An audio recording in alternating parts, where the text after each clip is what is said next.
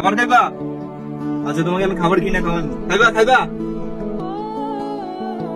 এই কুকুরটাকে নিয়ে আমি কি বলবো, বলার ভাষা হারিয়ে ফেলেছি আমি। প্লিজ ভিডিওটা স্কিপ করবেন না। আমি জীবনে অনেক কিছু দেখেছি, কিন্তু এমন দৃশ্য খুব কমই দেখেছি। আমি শুধু জিজ্ঞাসা করেছিলাম, তুমি কি খাবার খাবে? অবাক করার বিষয় হলো, ও বারবার মাথা নেড়ে বলছিল, হ্যাঁ আমি খাবার খাবো, আমার অনেক ক্ষুধা লেগেছে। এই কুকুরটা কথা বলতে পারে না, কিন্তু ওর এই নীরব জবাব আমার হৃদয়ে অন্যরকম অনুভূতির জন্ম দিয়েছিল।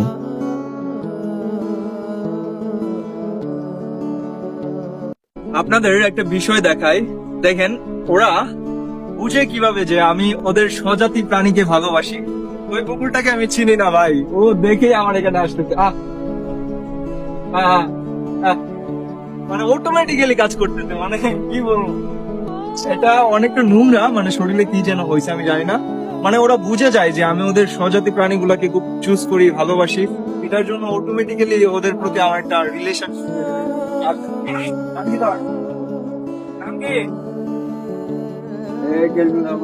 ওর এক চোখ অলরেডি চলে গেছে, কি যেন হয়েছে আমি জানি না।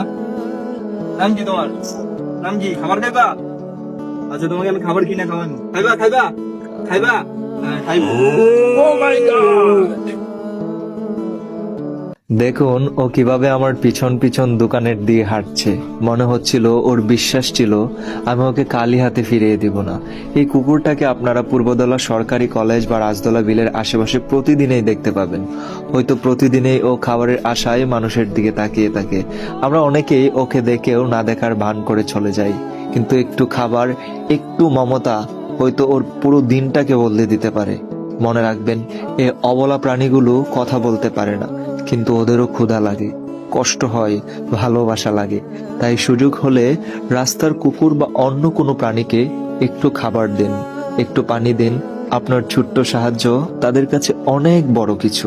তো দেখা হবে আবারও অন্য কোনো ভিডিওতে। আর এই কুকুরটাকে পাইলে একটা ছবি তুলে দিয়েন কমেন্টে। আল্লাহ হাফেজ।